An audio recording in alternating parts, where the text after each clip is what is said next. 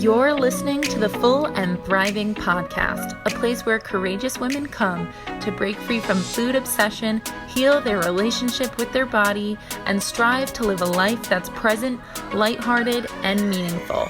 If you're listening, my wish is that this podcast serves as a catalyst that inspires you to nourish your body, nurture your mind, and energize your spirit. I'm your host, Meg McCabe, a certified life coach and eating disorder recovery coach with a PhD in having a good time.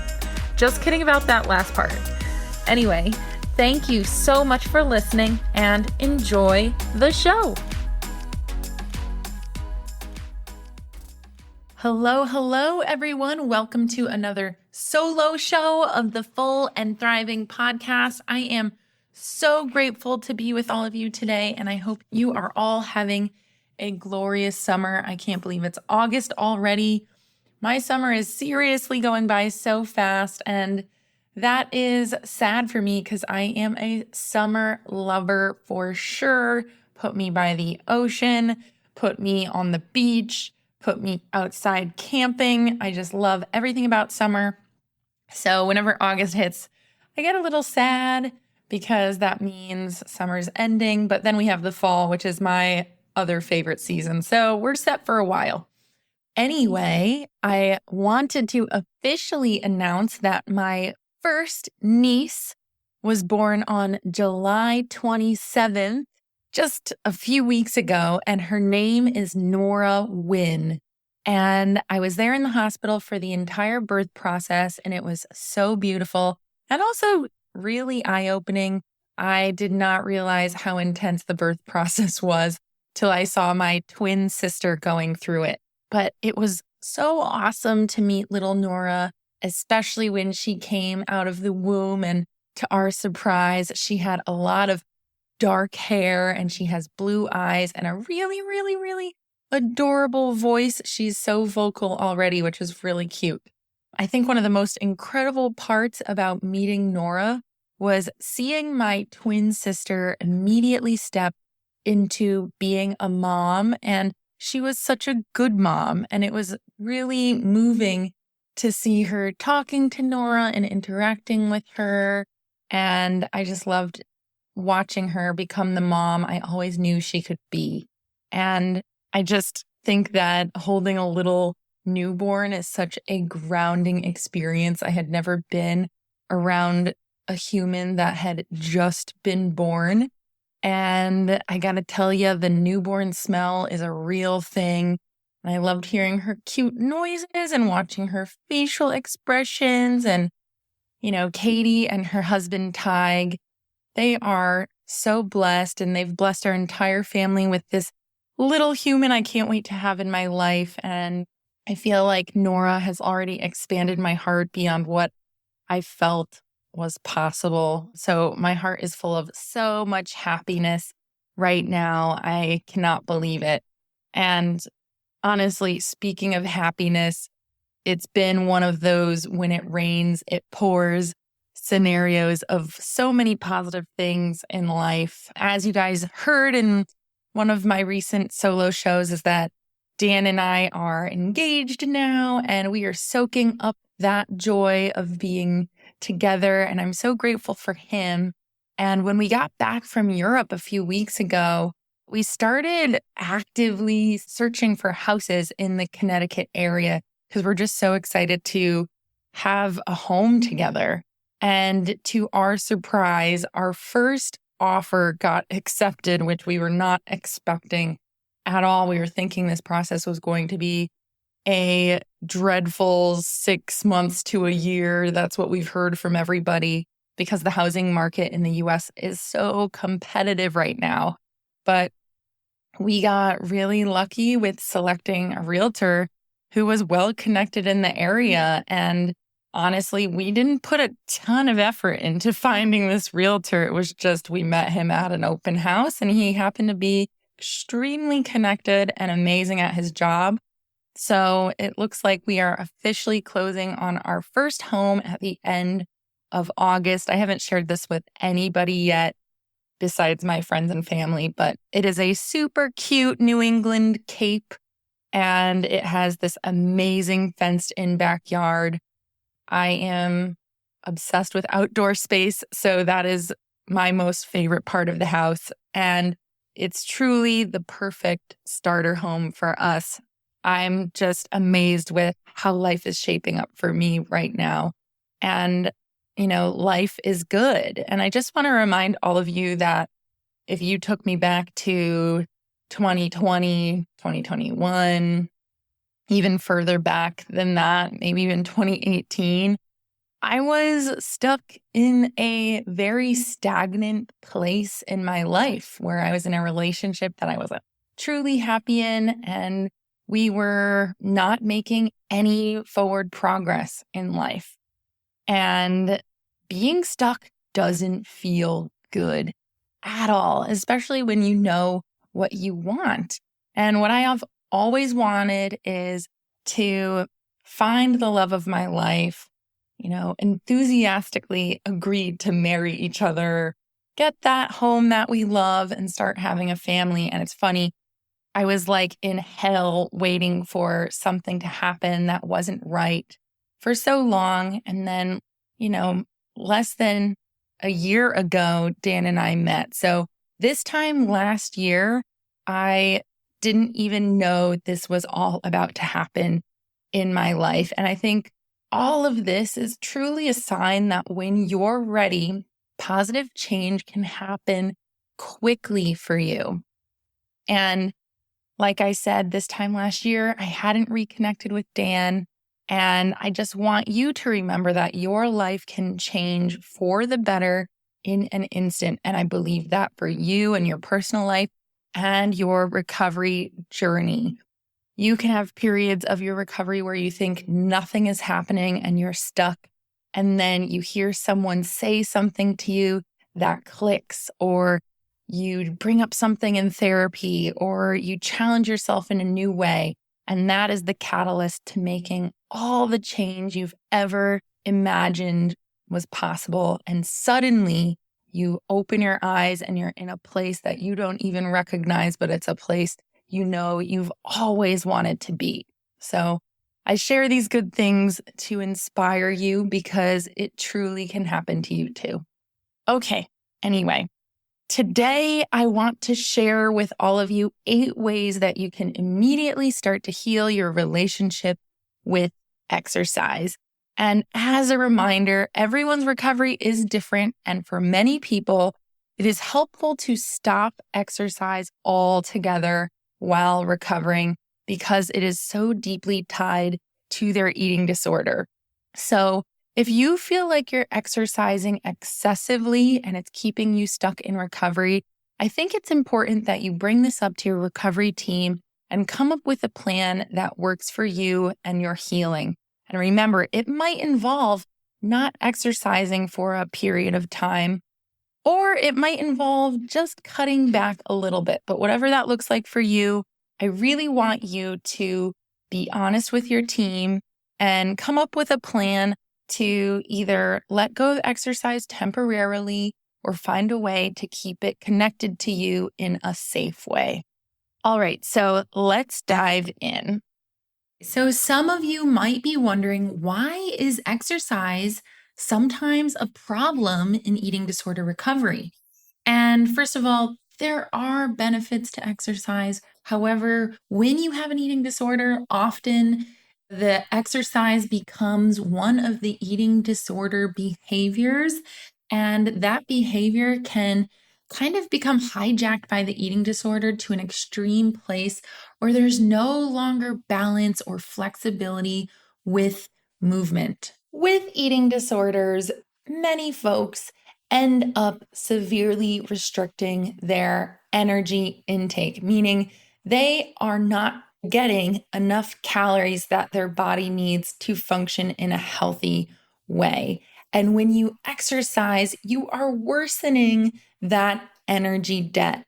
And when your body doesn't have enough energy to function, it starts to shut down other systems of the body. So it's kind of like a giant corporation that's making budget cuts, and the primary need for energy all of that energy goes towards the heart health and the brain health and things like digestion, the endocrine system, or the muscle repair, the hair, skin, and nails, the healing injuries, the immune system. All of that suffers because any ounce of energy your body is receiving goes straight towards keeping that heart functioning and that brain functioning. And just so you know, those start to wither away too if you're not getting the energy you need to maintain those functions. So, like I said, exercise worsens this energy debt and puts your heart and brain and you at further risk. And not to mention, exercise can put a lot of unnecessary stress on the body during a time where you need to be focused on resting, nourishing, and healing. And many people with eating disorders end up having low bone density, which means that when you're exercising, your risk to injury is just so much higher. You could fracture or break a bone more easily than that of a quote normal person because of the low bone density you have. And finally, exercise is one of the primary indicators of relapse for those discharged from treatment. So, folks who have discharged from treatment, the folks who continue to rest and nourish and not fall back into old exercise patterns are the ones who have higher likelihood of succeeding in treatment and moving towards full recovery. Where if someone just leaves treatment, starts back into their old exercise routine, which is usually a major trigger that can increase chances of relapse and keep that person stuck. So this is just the tip of the iceberg on why exercise can sometimes be a problem when you are recovering from an eating disorder. I wanted to start with that because I think many of you might be wondering why people are asked to pause the exercise. Okay, so let's keep going. Is it okay to exercise in eating disorder recovery? Again, I'm going to say that depends on your specific eating disorder and what your team decides. If you relate to what I'm about to say, I really want you to consider stopping exercise temporarily to focus on healing your relationship with food and eating regularly and enough first. Excessive exercise is seen as an eating disorder behavior and it needs to be treated as such. So, we don't encourage you to use your behaviors in eating disorder recovery world. We want you to find healthier ways to cope with your uncomfortable emotions. So, using excessive exercise to cope with discomfort is not something we want you to continue doing. I also want to say, I've shared this in a podcast before, that excessive exercise is a form of purging. So many people don't realize that. Okay, so how do you know when your exercise or movement is disordered or joyful? Here are just some ideas for you to think about. Maybe you're not sure if your movement is coming from a disordered place or a healed place. So I want you to check in with yourself and ask, what is your motivation for exercise to begin with?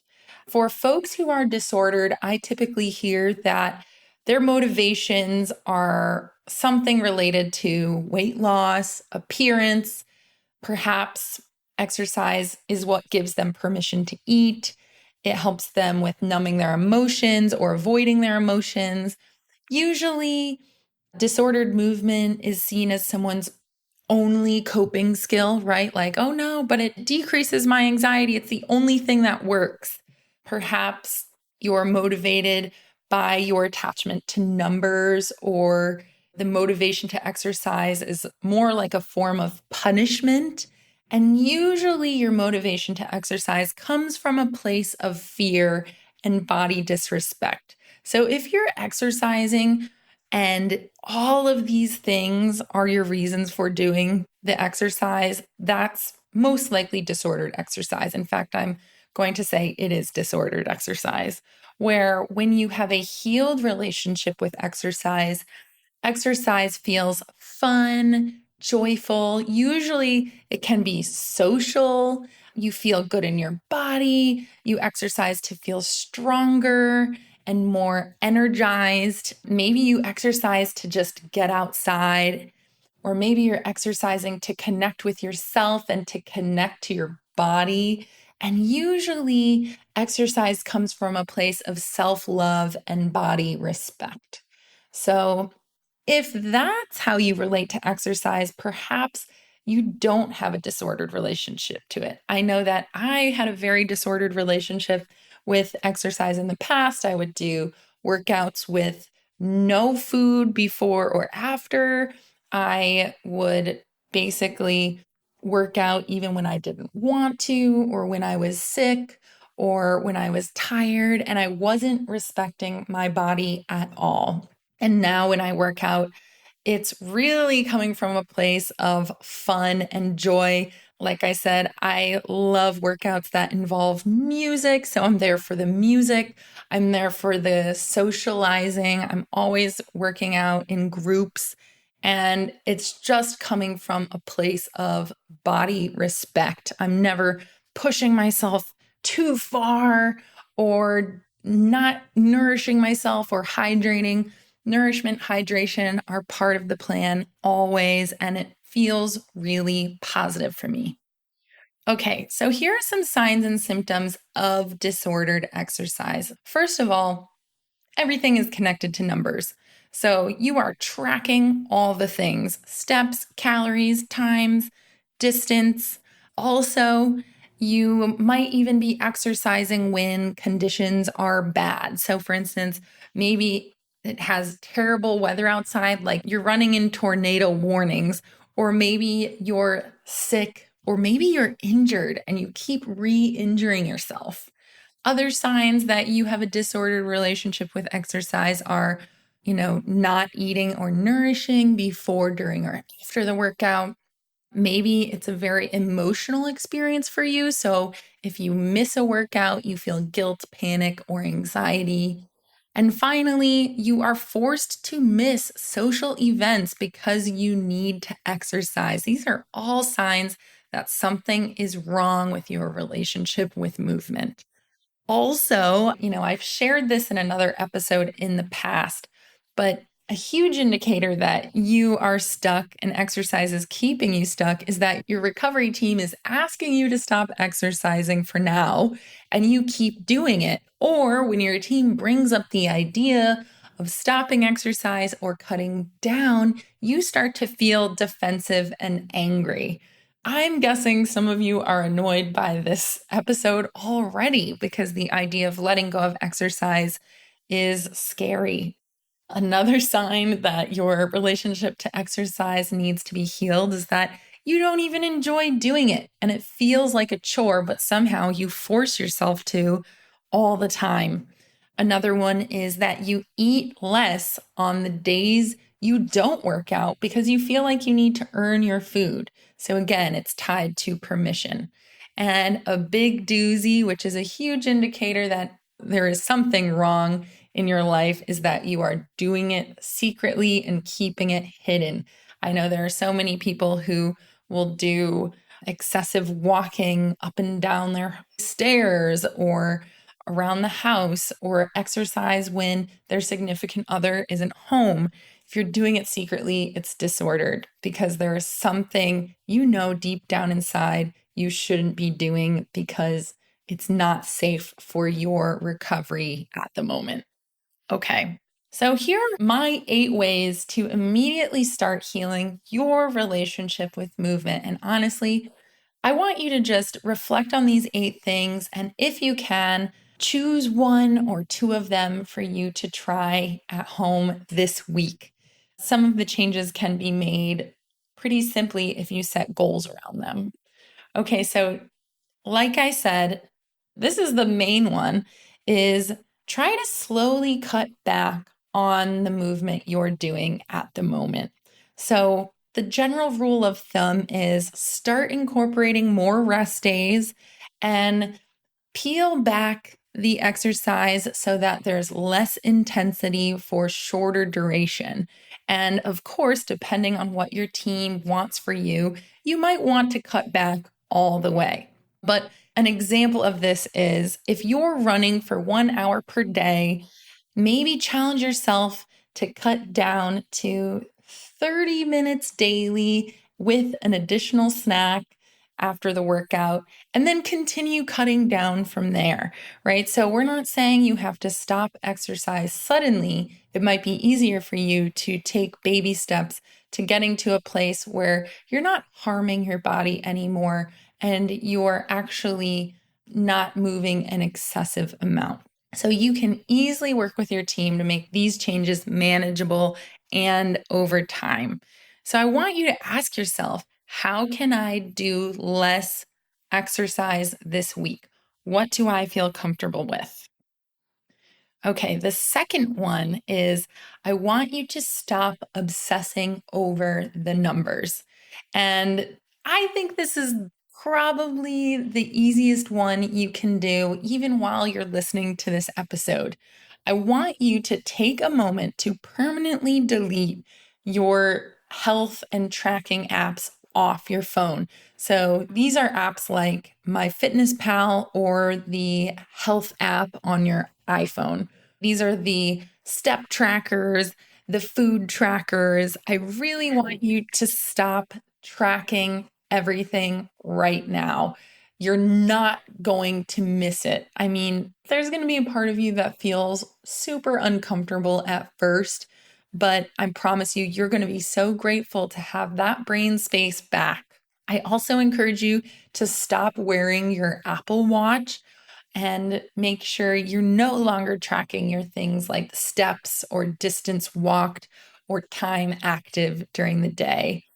And finally, another thing you can do today is get rid of your scale. So you could throw it out, you could do a nice scale smashing, which can be extremely empowering, or you can give your scale to someone you trust because maybe you spent a lot of money on it and you don't want to like totally throw it out yet. That's fine. But you can also just give it to someone you trust so that they hide it from you and you don't have access to it. So, again, baby steps is the key. You can work with your team to set goals around these things. But the main one is if you feel resistance to this, is start observing how the numbers make you feel day to day. What emotions are attached to knowing these numbers? I remember when I used to weigh myself every day, it was a dreadful experience because it honestly felt like it dictated how good or bad my day was going to go. I was looking outside of myself to know how to feel, and that honestly sucks. I did not like stepping on the scale and feeling like my day was ruined because I didn't like the number on there, right? All of these numbers make your day an emotional roller coaster, and I don't want you to experience that anymore. So, if you have the courage, I ask you to stop obsessing over the numbers and do something small so that you can claim that brain space and that emotional space back. I promise you that in the long run, recovery is a lot easier when you don't know these numbers. All right, the third thing you can do to start healing your relationship with exercise is to swap vigorous exercise. So I'm thinking like cardio workouts and high intensity workouts for gentle movement. So, yoga is a really good example of this. In fact, yoga is scientifically proven to support eating disorder recovery because it increases the mind body connection, it increases body awareness, attunement to your body, and the ability to listen to your body and honor and respect your body. So I highly recommend yoga. Other forms of gentle movement can be social walking. So I know so many of you might feel isolated and alone right now. And if you can reach out to a friend and plan a gentle walk, go for it. And maybe even a gentle outdoor hike, as long as it's not rigorous. I think that is the key, is keeping things gentle. And finally, walking your favorite furry friend is a great example of gentle movement. You're not going to force your dog to excessively exercise with you. That's just not humane, right? Okay, so the fourth thing you can do to start healing your relationship with exercise is to rewrite your definition of health. So, when you have an eating disorder, your eating disorder most likely thinks that, quote, health is connected to BMI or weight loss or burning calories. And it's usually a very one dimensional definition focused on the size of your body and maybe the healthiness of your food and the amount of food you're eating. And that's about it. And I'm saying healthiness in quotes here. Very one dimensional definition of health. But when you check in with your soul self and your authentic self, there might be other ways to define health. So, health encompasses so much more than your body size and the purity and, quote, wholeness and greenness of the food you're eating, right? Health can look like environmental health, social and relational health, financial health, emotional health, nourishment, spirituality, even self actualization. Health encompasses so much more than what your eating disorder tells you it does. So I want you to challenge and find evidence against your eating disorder's definition of, quote, health, and start to check in with your authentic self and ask yourself, what does health truly mean to me? And I know one thing your eating disorder loves to ignore, and that is your mental health. And I want you to incorporate that. Remember that your mental and emotional health is part of health. In fact, I personally think that one of the highest forms of health and the peak form of health is inner peace. Okay, so I'm not talking about numbness, I'm talking about internal, mental, and emotional peace, where you aren't living in a state of emotional pain or suffering, right? You're not always worried or anxious. Inner peace is a true indicator of health. And I think so much of us overlook that, especially when our eating disorders definition of health is so focused on weight, size, appearance, etc. So please remember that health is so much more than what your eating disorder tells you. And it's important for you to start to rewrite your definition of health so that when you're looking at exercise and your relationship to movement, you are considering, for instance, how this movement is impacting you mentally, right? Or maybe socially or spiritually. If your movement or exercise is making you feel like you're constantly punishing yourself, or maybe it's making you obsessive, that's not a healthy state of mind or living.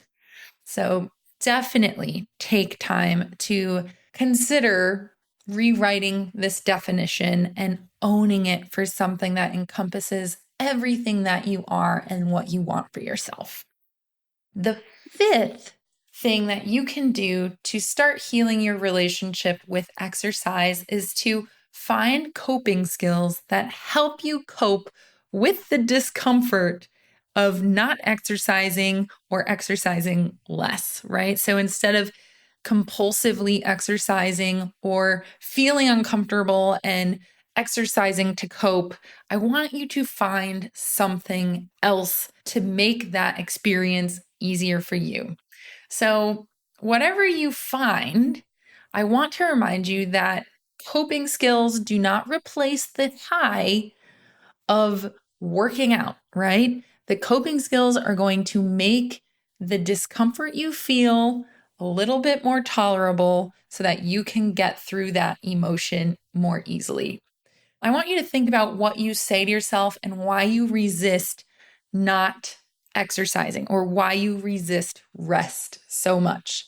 So, one example that someone might say to themselves is, I just need to move. Like, movement makes me feel good.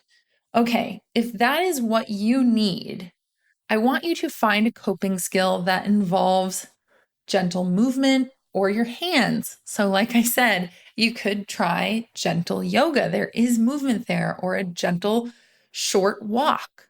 Also, you could do something like knitting or painting or doing a puzzle. Sometimes having that cognitive distraction and the physical movement and repetitive motion of your hands can really be a great coping substitute for exercise.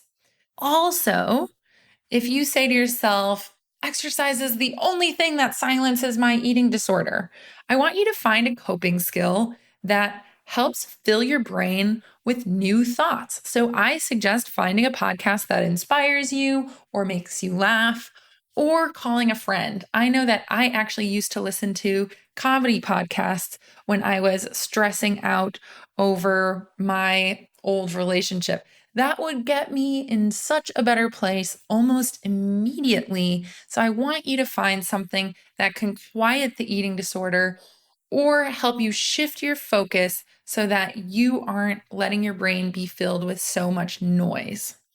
And finally, if you go, well, I just need to be productive and resting isn't productive, so I can't tolerate that. Try to find a coping skill that's productive. And again, you don't need to be productive to be worthy. I know that's connected to so many of your existences, and that's just not true. So, as a reminder, you never have to be productive, but I want you to find a coping skill that makes you feel productive that isn't exercise. So, this could be something like cooking, baking, organizing, or maybe even gardening. So, in general, in order to find the coping skill that helps you the most when it is time to rest, I want you to check in with the resistances you have. Look for something that will meet some of those needs that exercise is giving you. So, the need to move or silence the ED or feel productive. I just went over some examples of that.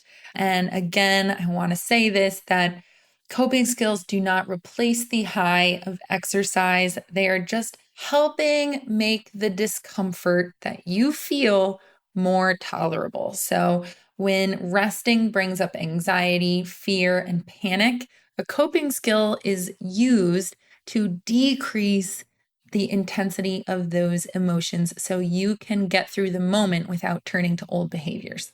So, something to think about and consider when you are asked to rest or cut back on exercise. Okay, the next and sixth thing that you can do to start healing your relationship with exercise is to incorporate more rest into your day. So, really, what this involves is listening to your body and what it needs. So, if you're exhausted, notice that and listen and give yourself, your body, what it needs, which is rest. And I want to remind you that I view rest as a productive activity because it helps you to have more energy later so that you can have more focus and perform better when you actually have to.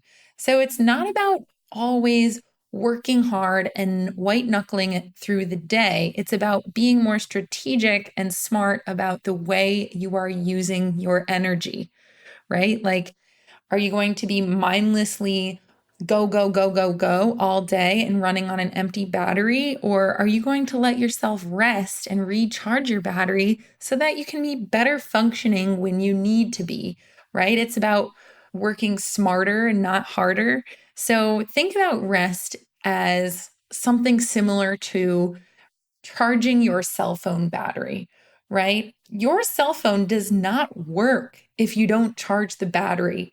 And if it is only running on low battery, so under 10%, it doesn't even work very well. So many of you are like little cell phone batteries running on 10% charge all day long. You're just not going to be functioning as optimally as a fully charged battery. So remember, rest is productive and it will help you function better when the time comes and you actually need energy. Not to mention, finally, that rest helps heal and repair the body. And after having an eating disorder, we know that your body needs to restore, renourish, and repair. So please start incorporating more rest days and observe the difference in your life. And use the coping skills that we just talked about so that you can start to tolerate rest a little. And the more that you do that, the easier it's going to get.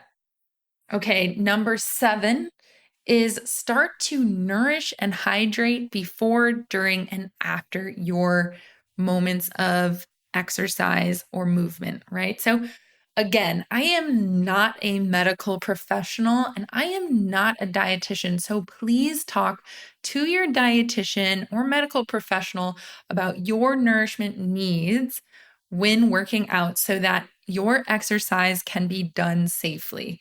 If you don't feel comfortable adding another snack into your day to make up for all the burned calories, you're probably not in a healed enough place to be vigorously exercising in the first place. That's my opinion, but at the end of the day, I really want you to know what your dietitian thinks. And if you're nourishing and hydrating before, during, and after, at least you aren't letting that exercise be the reason why you're in such an extreme energy debt. And finally, my last way that you can heal your relationship with exercise is to start to explore joyful movement.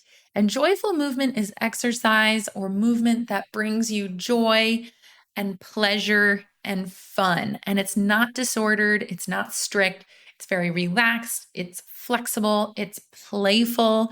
And you might be like, well, I don't really know what brings me joy. So if you're struggling with that, I want you to think about your younger self, the younger you as a child. What did you enjoy back in the day? I know I explained on a podcast a few months back that Dan and I explored basketball for the first time, and I was just mind blown by how much fun it was. And it was a really great workout at the moment. This weekend, Dan and I went to a lake that has a dock. I actually worked there as a lifeguard for 7 years. And we swam out to the dock and started jumping off the dock like kids, like doing twists and high fives. And it was just so silly and fun. And it was movement and it was joyful. And there was a level of activity there, but fun was the primary motivator. And joy and play was why we were doing this. It wasn't because we needed to, quote, burn all the calories. The exercise was secondary to the joy. And that's what I want you to explore moving forward. Find what brings you joy and try to incorporate that in your life instead of those intense workouts where you feel like it's a chore, like running on the treadmill or going to the gym. You know, there's so much more out there where you can move your body joyfully, have fun, and get some level of exercise in that doesn't feel militant or strict or disordered. All right, folks. So there you have it. Those are my 8 ways to start healing your relationship with exercise. Today, I'm going to recap all of those for you really quick. And I hope that you can choose one to try out this week. So these 8 ways to heal your relationship with exercise are: stop exercise altogether or slowly cut back and set goals with your team related to this. 2 is stop obsessing over the numbers. 3 is swap vigorous exercise for gentle movement. 4 is rewrite your definition of health according to your authentic self. 5 is find coping skills that help you cope with the discomfort of rest. 6 is start incorporating more rest into your day. 7 is nourish and hydrate before, during, and after a workout. And finally, start to explore joyful movement and what that looks like for you. So, as a reminder, I just want to say that this journey is hard. And I know we focus so much on healing our relationship with food in recovery, but healing your relationship with exercise is also extremely important down this path. I want to remind you that nobody's healing journey is the same. And this topic of healing your relationship to exercise should be very personalized and nuanced to you.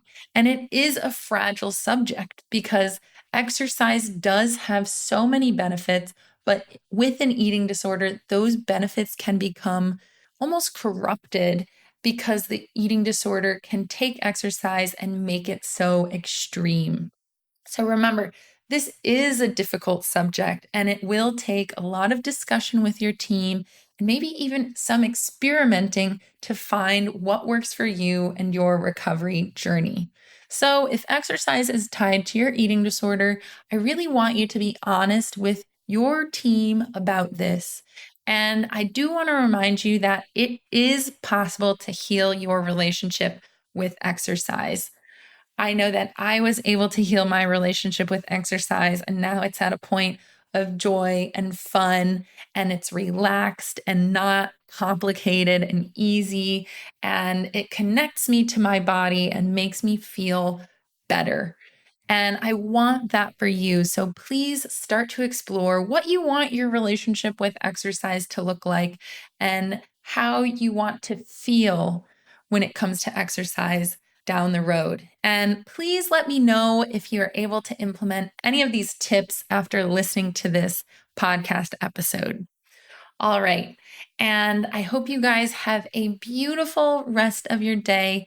Thank you so much for being here, and I will catch you next time on the Full and Thriving podcast. All right, that concludes this week's episode of the Full and Thriving podcast. Thank you so much for taking the time to listen to this episode of the show. When you have a moment, please head on over to Instagram and follow my recovery coaching account at Meg_McCabe to stay up to date on everything I'm doing in recovery land.